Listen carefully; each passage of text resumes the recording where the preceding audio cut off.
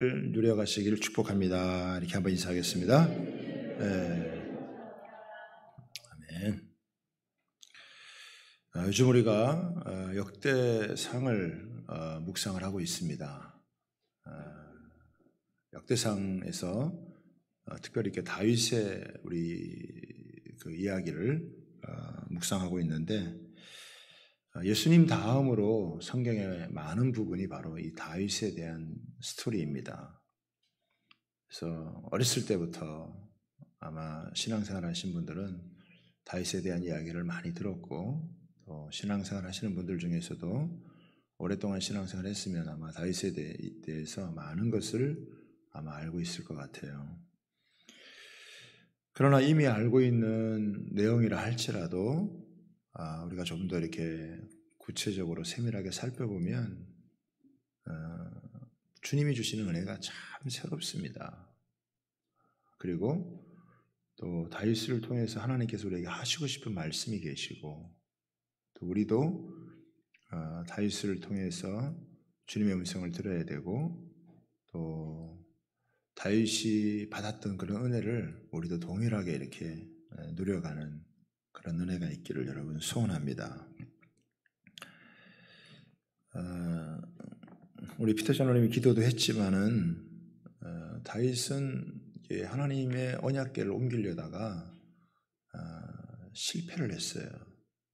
그러니까 하나님의 뜻을 잘 몰라서 레위인들이 어깨에 메고 옮겨야 되는데 그러지를 못하고 새 수레에 이렇게 옮기다가 사람이 죽는 그런 일도 발생을 했습니다.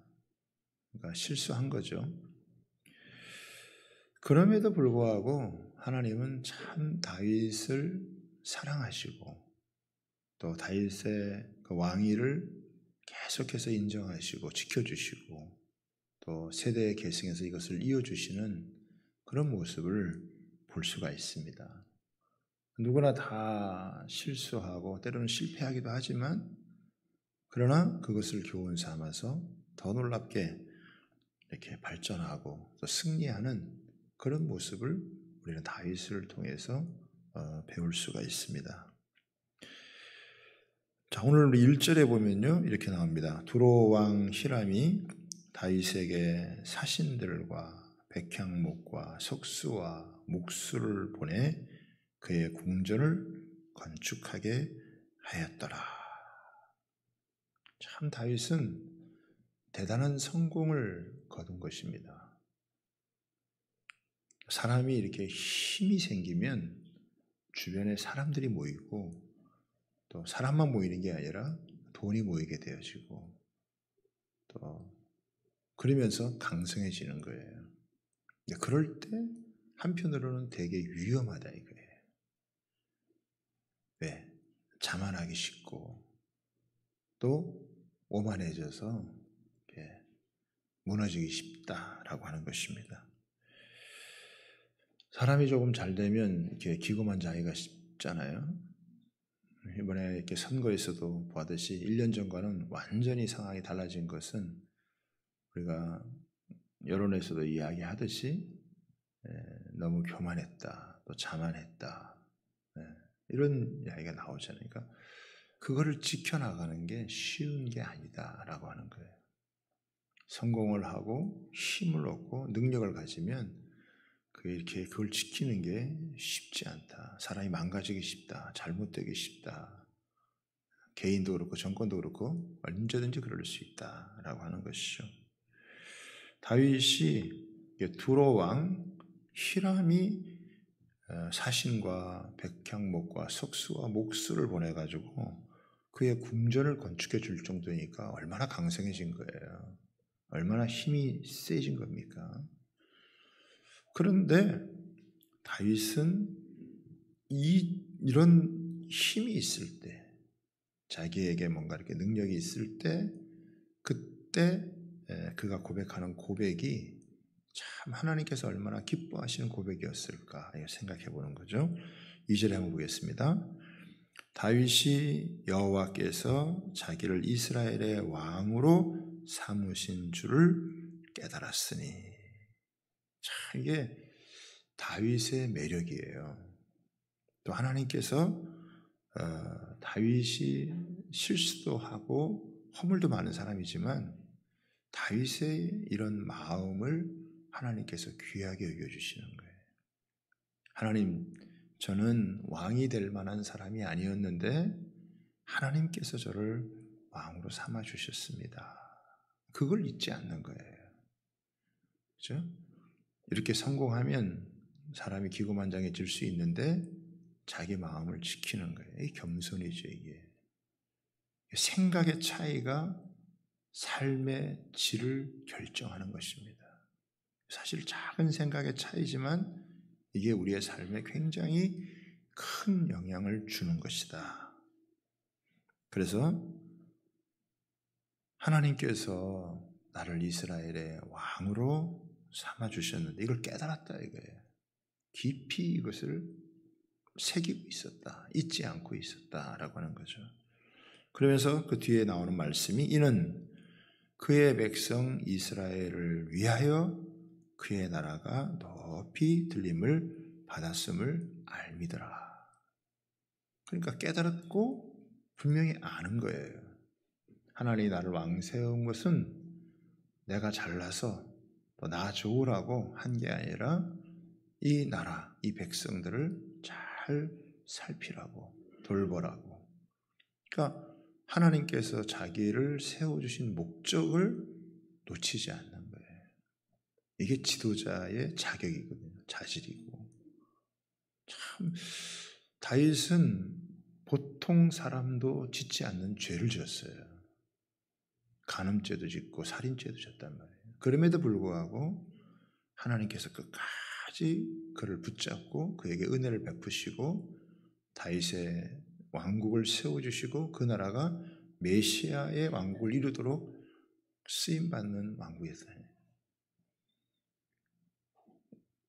그렇게 참 실수도 하고 허물이 많은 사람이었음에도 불구하고 하나님께서 그렇게 쓰신 이유가 바로 이 구절에 있는 거예요.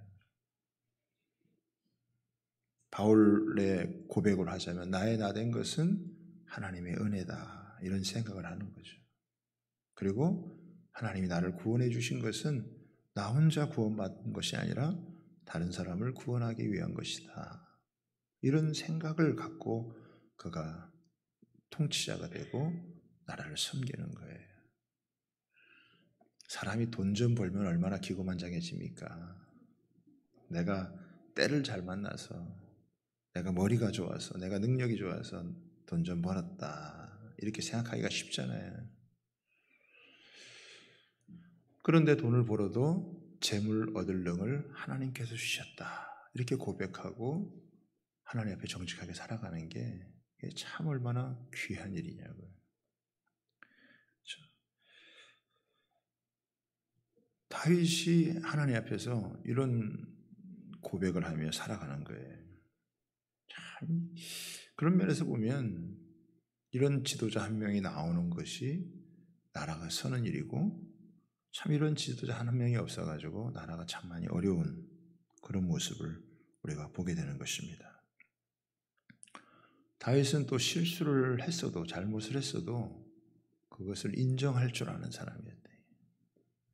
나단이 탁 그것을 지적을 할 때 무릎을 꿇고 왕이지만 인정할 줄 아는 사람. 끝까지 자기들의 잘못을 인정하지 않고 그런 사람들은 이렇게 하나님 끝까지 붙들어 줄 수가 없어요.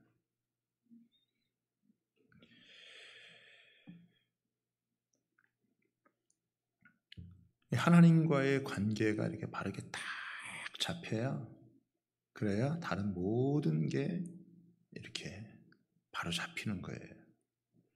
하나님과의 관계에서 신앙이 바로 안 잡히면 우리의 삶의 모든 부분에서 사실은 무너지기가 너무 쉽다. 열매가 없다는 거예요. 다윗이 실수하고 허물이 있었지만 그에게는 많은 열매가 있었어요. 나라를 세워가는 그런 참 귀중한 그런 일에 쓰임을 받은 그런 사람이 됐던 거죠. 그래서 먼저 하나님 앞에 그가 구해야 될 것, 자기가 알아야 될 것, 깨달아야 될 것, 이걸 분명하게 깨닫는 게 너무 중요하다는 거죠. 하나님이 내 나를 세워주셨느냐? 하나님이 왜 나를 이 자리에 있게 하셨느냐? 이거를 모르면은, 자기 정체성을 모르면 오락가락하는 인생밖에는 안 되는 거예요. 그런데 자기 정체성을 분명하게 알면 그 사람이 좀 부족해도 하나님은 만들어 쓰신다 이거예요. 다윗을 통해서 하나님이 그것을 우리에게 보여주시는 거예요. 다윗은 사실 쉽게 왕이 된 게 아니에요. 사무엘을 통해서 하나님께서 20년 전에 기름을 부어주셨어요. 하나님이 기름 부으셨다고 해서 바로 왕이 되는 게 아니고 20년 세월이 지난 다음에 헤브론에서 백성들의 지지를 받아가지고 왕이 됩니다. 그리고 7년 6개월 동안 그 헤브론에서 통치를 하다가 그러다가 예루살렘으로 옮겨가지고 예루살렘에서 이제 33년을 통치하게 되는 그 40년 동안 이제 그가 통치를 하게 되어지는 그런 모습을 보게 되어지는데, 그러니까 왕이 되는 것도 이렇게 하나님께서 그냥 세우지 않고 시간이 걸린 거예요. 어떤 정상에 이렇게 가는 것은 쉬운 게 아니에요. 조바심을 가질 필요가 없다 이거예요. 하나님께서 하나하나 이렇게 풀어가시는 거예요. 그래서 뭔가 급하게 뭔가를 할 생각을 우리가 가지면 사람이 쉽게 무너지게 돼요. 조바심을 갖지 말고 하나님 앞에서 하나하나 하나님과의 관계를 바르게 잘 세워가면, 그러면 모든 게 다 풀려지게 돼 있어요. 그게 부부 관계도 그렇고 또 이웃과의 관계도 그렇고 세상에서 자기 일도 그렇고 하나님과의 관계가 바르게 안 됐는데 뭐가 되겠어요? 중심축이 안 잡히면 다른 건 다 그냥 헛도는 거예요. 이 신앙의 중심축이 잘 잡혀야 나머지가 바르게 서가게 되는 거예요. 다윗이 참 어려운 세월을 보냈지만 그러나 그가 하나님을 향한 영적인 중심축을 잘 잡았을 때 계속해서 하나님께서 그를 강성하게 해주시는 그런 역사가 있었다. 하나님께서 세워줘도 감당을 못하니까 넘어지는 게 사울이잖아요.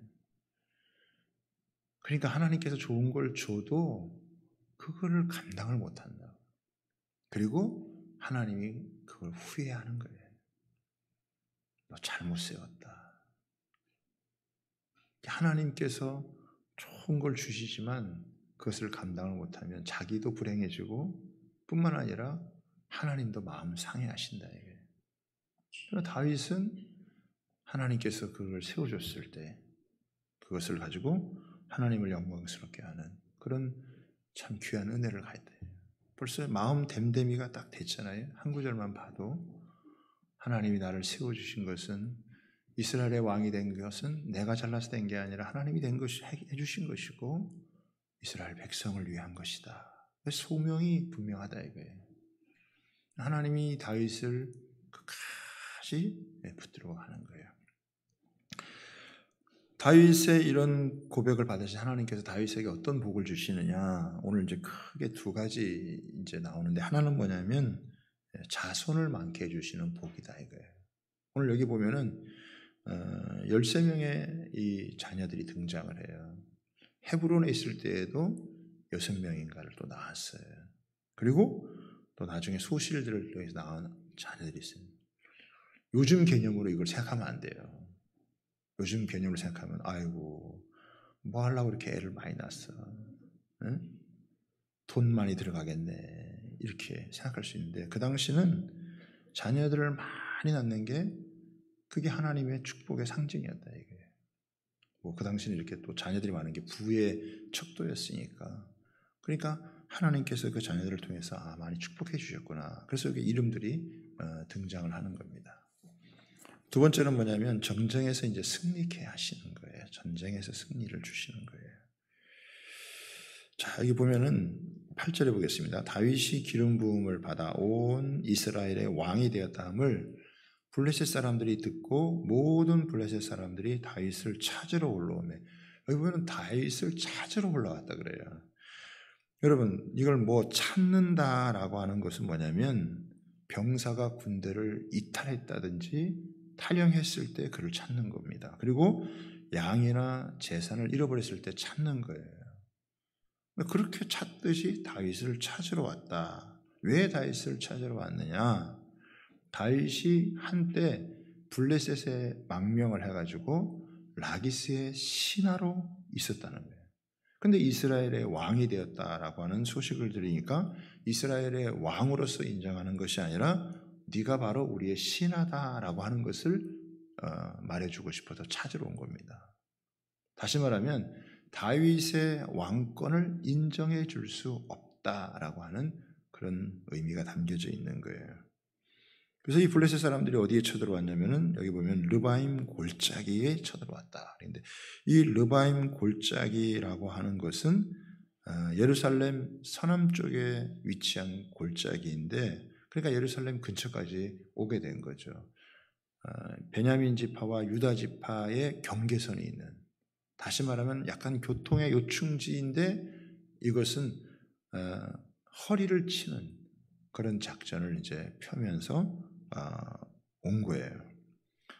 사무엘하 5장에 이제 동일한 본문이 병행 구절인데 거기에 보면 르바임 골짜기에 이 블레셋 사람들이 편만했다, 이렇게 많은 수가 올라왔다, 이렇게 이야기를 하고 있습니다.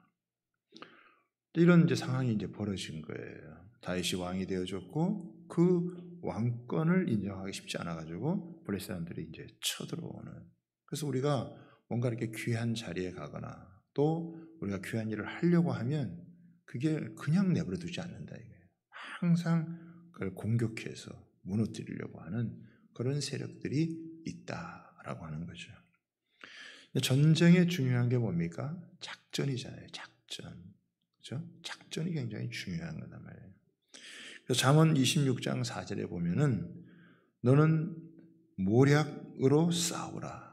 승리는 모사가 많음에 있음이라. 전쟁에서 이기는 비결이 뭐냐면은 모사가 많아야 된다는 거예요. 다시 말하면 전략가들이 많아 있어야 된다. 잠언 20장 18절에는 모략을 베풀고 전쟁할지니라. 덮어놓고 전쟁하면 안 된다는 거예요.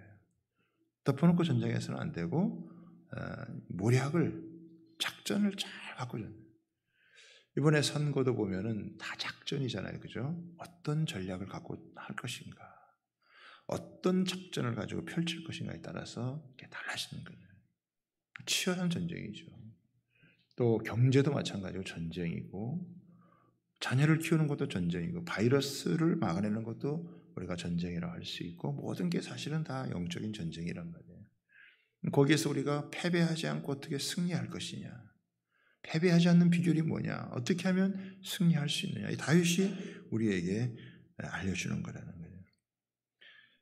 이때 굉장히 중요한 게 뭐냐면 다윗이 하나님께 이제 묻는다는 것입니다. 10절에 보겠습니다.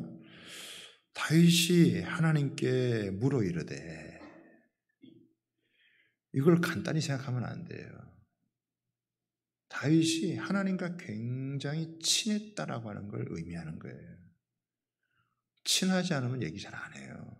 우리도 친한 사람한테 속 얘기하지 안 친한데 얘기하지 않아요. 다윗이 이런 상황에서 하나님께 물었다라고 하는 것은 하나님과 친밀한 관계에 있었다라고 하는 걸 이야기를 하는 거예요. 그러면서 무슨 일이 생기면, 또 이런 중요한 이런 상황이 벌어지면 하나님께 물어보는 거예요. 내가 블레셋 사람들을 치러 올라가리이까? 주께서 그들을 내 손에 넘기시겠나이까? 이렇게 하나님께 묻는 겁니다. 그랬더니 여호와께서 그에게 이르시되 올라가라. 내가 그들을 내 손에 넘기리라. 이 사울 왕과는 완전히 대조가 되죠. 사울 왕은 이렇게 하나님께 묻는 일이 별로 없어요. 묻다가도 자기 생각과 안 맞으면 자기 마음대로 해버린다. 다윗은 하나님께 여쭙고 하나님의 전략, 하나님의 작전, 그 하나님의 그 말씀을 따라서 이걸 하는 거예요. 근데 여기서 이제 하나님께 물었다라는 말은 혼자 이렇게 기도해서 응답받았다 이런 의미가 아니고, 당시에는 우림과 둠빔을 이 제사장이 갖고 있어요. 이 당시의 제사장은 알리아달이었는데 이 제사장이 하나님의 뜻을 묻는 거예요. 그러니까 다윗의 옆에는 그 아비아달이라고 하는 제사장이 옆에 있어서 항상 이렇게 하나님의 뜻을 묻는 거예요. 그럴 때 하나님의 뜻을 이제 알려주면 거기에 순종을 하는 거죠. 하나님은 사람을 통해서도 또 환경을 통해서도 우리의 내면적으로 또 공동체 예배를 통해서도 말씀해 주시는 거예요. 오늘도 여러분 마찬가지예요. 뭐 특별히 개인적으로 상담을 안 해도 그냥 하나님은 우리가 예배하는 가운데 주의 말씀을 통해서 우리 각자에게 말씀해 주는 줄 여러분 믿으시기를 바랍니다.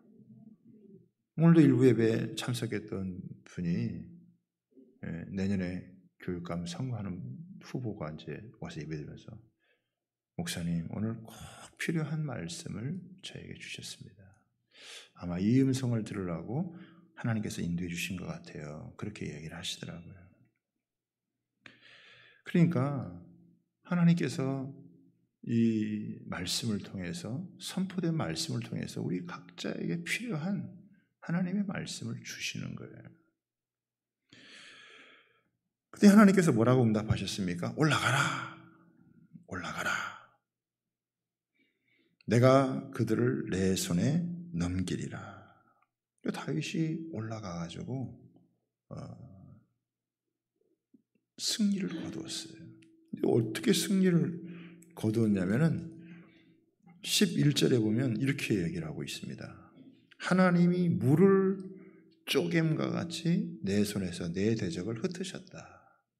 물을 이렇게 헤치면 물이 흩어지는 것처럼 너무 쉽게 승리했다는 거예요. 사실은 어려운 싸움이었는데 그 어려운 싸움을 하나님께서 쉽게 이거를 해결해요. 그러니까 이 블레셋 사람들은 자기들이 생각보다 쉽게 진 거예요. 다윗은 생각보다 쉽게 이기고 블레셋 사람들은 생각보다 자기들이 쉽게 진 거예요. 그러니까 억울하지 않겠어요? 그래서 재차 두 번째 공격을 하는 거예요. 그래서 13절에 보니까 블레셋 사람들이 다시 골짜기를 침범한지라. 이제는 굉장한 군대를 더 많은 군사들을 모아가지고 침입해 온 것이죠. 14절에 보니까 다윗이 또 하나님께 묻자온대. 하나님이 또 물어요.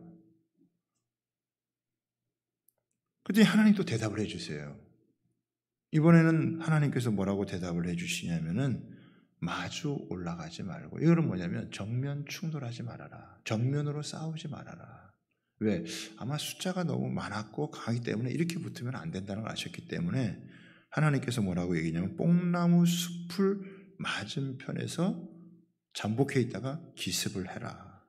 그런데 15절에 중요한 말씀이 나와요. 뽕나무 꼭대기에서 걸음 걷는 소리가 들리거든.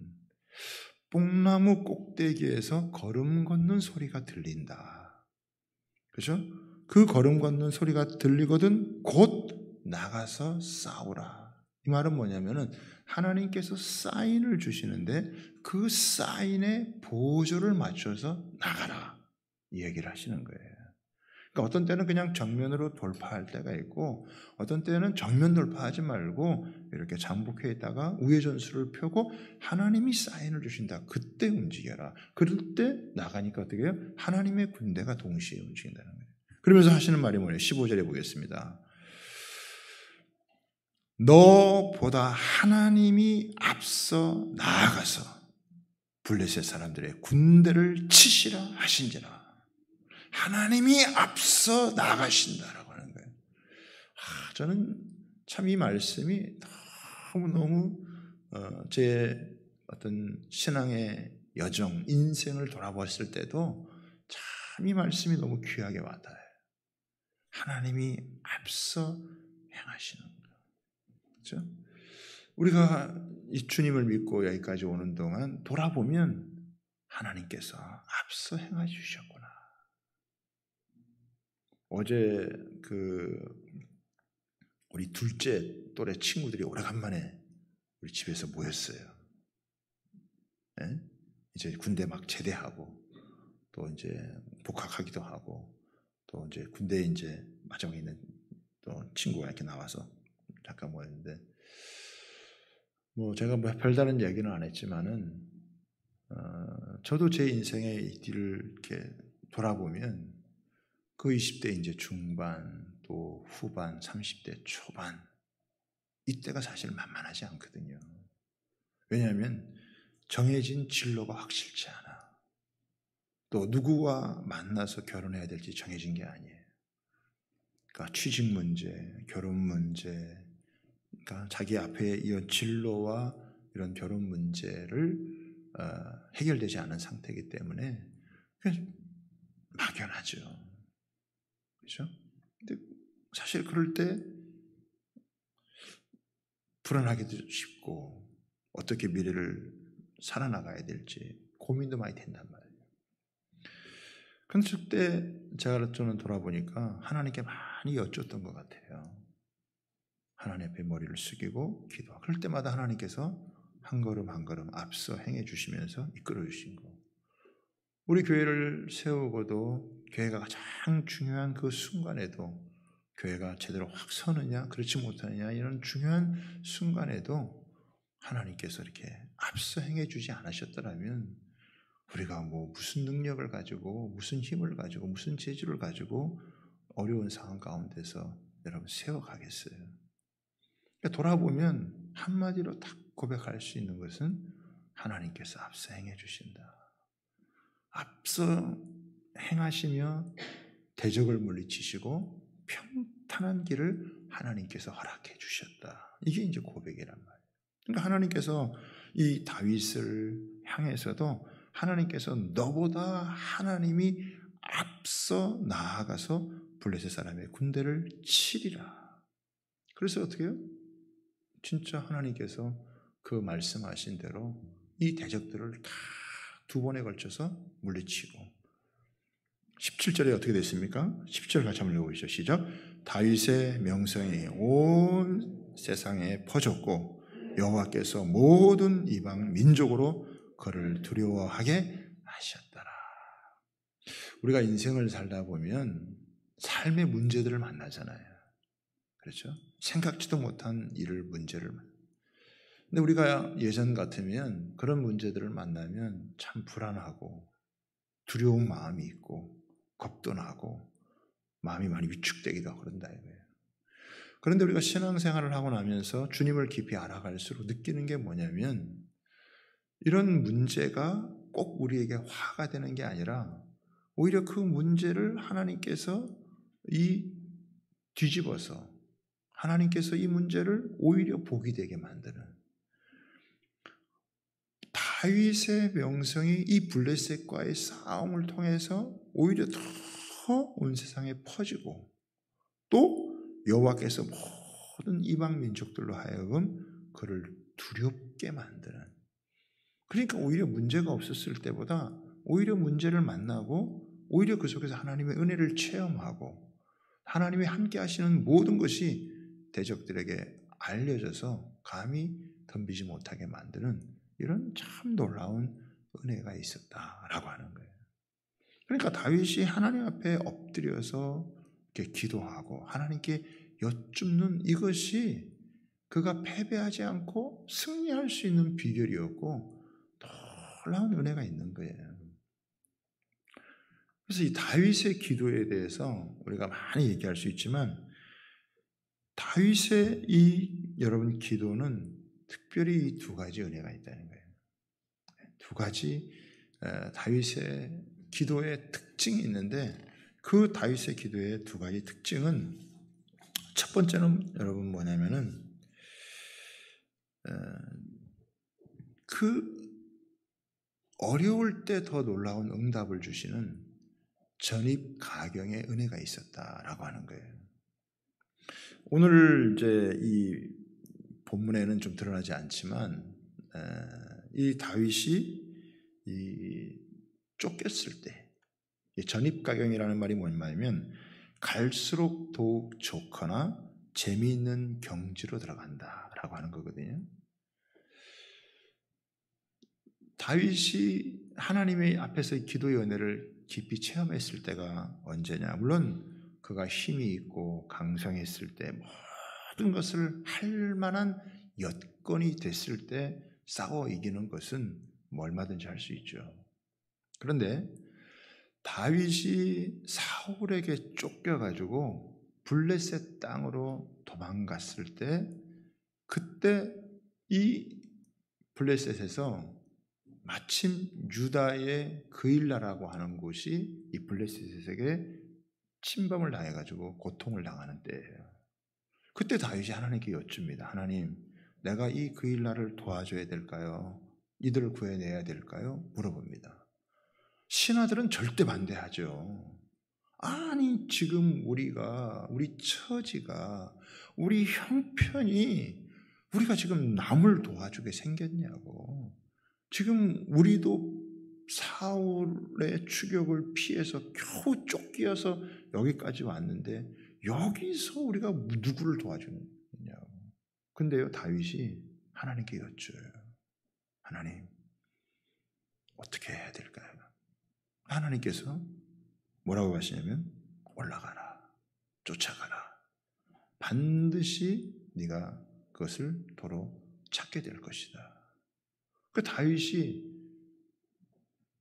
이 그일라를 침범했던 이들을 공격해가지고 그일라를 구해낸다 이거예요. 그러니까 사실은 도와줄 형편이 아니에요. 뭔가 자기가 힘을 써서 이렇게 할 형편이 아니에요. 그런데도 그가 상황이나 자기 형편의 기준이 아니라 하나님께 물었을 때 하나님께서 응답해 주시는. 그래서 하나님의 승리를 거두는 거예요. 그러니까 다윗은 자기가 쫓기는 아주 어려운 상황 가운데서도 기도해서 하나님이 응답을 주시면 그 응답대로 된다는 걸 경험한 거예요. 그래서 이런 순간이 찾아올 때 계속 어떻게 해요? 기도를 하는 거예요. 그러니까 다윗은 하나의 기도의 응답이 그로 하여금 더 깊은 기도의 응답으로 가게 하시는 거란 말이에요. 이게 굉장히 중요합니다. 우리가 기도를 멈출 수 없는 것은 왜 그러느냐? 그 기도가 더 깊이, 더 정확하게, 더 구체적으로 하나님께서 우리의 기도에 응답해 주시는 걸 경험하는 거예요. 기도의 세계는 참 넓고 깊다 이거예요. 사실 우리가 사회와 나라와 민족과 열방을 위해 많이 기도하잖아요.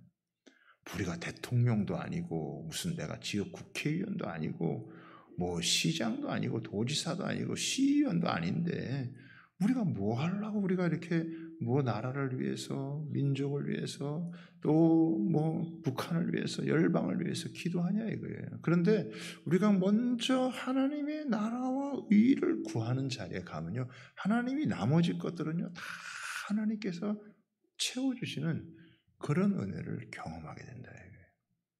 그러니까 어떻게 보면 자기 일 같지 않은 일인데 그것을 자기 일을 삼아가지고 기도로 나아가는데 하나님이 그 속에서 응답을 주시고 그것이 자기의 신앙의 밑거름이 되어지니까 또 이렇게 한 단계 깊이 그래서 점점 구체적이고 점점 명확하게 하나님의 응답을 받고 승리를 이루어가는 그런 모습을 볼 수 있습니다. 또 하나는 이제 뭐냐면은 절대적 부정사로 응답해 주신다. 이게 좀 여러분 어려운 말일 수 있는데 히브리어 용법에 인피니티브 앱솔루트라고 하는 그런 용법이 있어요. 이게 절대적 부정사다. 근데 오늘 우리가 읽은 본문 말씀에는 안 나와요. 여러분 10절을 한번 다시 보세요. 하나님이 응답해 주시잖아요. 그런데 여호와께서 그에게 이르시되 올라가라 내가 그들을 내 손에 넘기리라 이렇게 나와 있잖아요. 근데 사무엘하 5장 19절에는 뭐라고 나와 있냐면은 이 여기에 말에 한 단어가 포함이 되어 있어요. 반드시 그들을 내 손에 넘기리라. 이게 인피니티브 앱솔루트예요. 절대적 부정사라고 하는 건데 하나님의 응답이 애매모호하지 않다는 거죠. 반드시 이루어진다. 절대적으로 이루어진다. 기필코 이루어진다. 라고 하는 것을 하나님이 이야기해 주는 거예요. 그러니까 다윗이 사실은 이 전쟁에서 이게 이기느냐 그렇지 못하느냐가 가장 중요한 관심사일 거 아니에요. 우리가 어떤 중요한 문제를 놓고 기도를 하는데 이게 뭐 50%다. 이게 뭐 될 수도 있고 안 될 수도 있다. 그러면 이게 얼마나 불안한 거겠어요. 그렇죠? 특히 목숨을 걸고 싸우는 문제에 있어서 이게 되고 안 되고 이게 아리까리하면 우리가 어떻게 확신을 가지고 담대하게 나갈 수 있냐요. 그런데 하나님이 이런 중요한 순간에 다윗에게 뭐라고 말씀하시냐면 이렇게 반드시 그 한 단어가 반드시 이기게 한다. 기필코 이기게 한다. 절대적으로 승리하게 한다. 이거를 주시는 거예요. 그러니까 하나님은 그냥 응답을 주시는 것이 아니라 확실한 응답을 주시는 거예요. 그만큼 다윗은 어떻게 해요?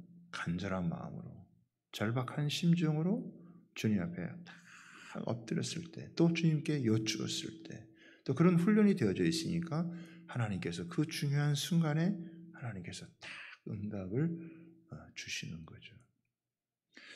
여러분 진짜 그러세요. 하나님은 우리가 물으면 물을수록 더 분명하게, 더 구체적으로, 더 명확하게 응답해 주시고, 그리고 절대적 그런 이 부정사, 하나님께서 한 번 다윗이 물었지만 명확하게 확실한 승리를 보장하시면서 응답을 하시는 거예요. 그러니까 다윗이 패배할 수가 없죠. 그렇죠?